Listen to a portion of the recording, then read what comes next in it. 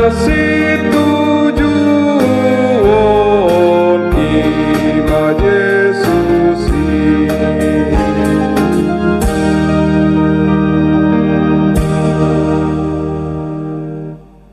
Dan saudara, sebelum kita membaca merenungkan firman Tuhan, kita berdoa.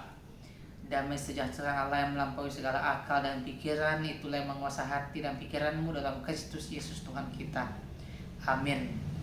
Firman Tuhan bagi kita pada hari ini, Selasa tanggal 21 April 2026, ditulis dalam kitab Hakim-Hakim pasal 2:16, demikian dikatakan.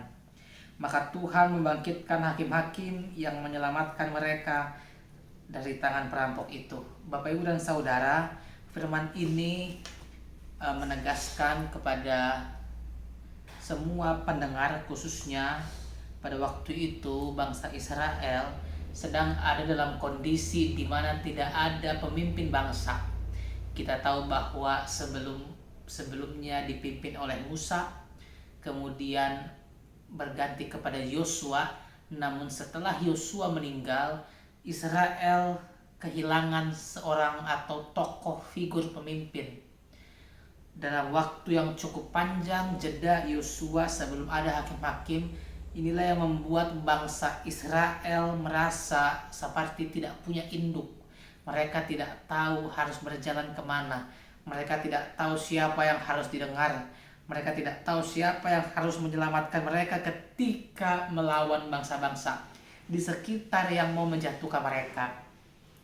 Maka akhirnya Tuhan karena kasih-Nya peduli kepada bangsa Israel, maka Tuhan bangkitkan hakim-hakim. Untuk apa? Inilah yang menjadi pahlawan-pahlawan yang membela bangsa Israel untuk bisa mengalahkan banyak bangsa-bangsa yang mau menjatuhkan mereka. Kita tahu bahwa kurang lebih ada 12 hakim-hakim yang dicatat dalam Alkitab. Salah satu yang mungkin paling terkenal adalah Simson, di mana dia punya tubuh yang sangat kuat sekali. Lalu dia mengalahkan banyak bangsa yang menjatuhkan bangsa Israel. Nah, menginang apa kaitan dengan hidup kita?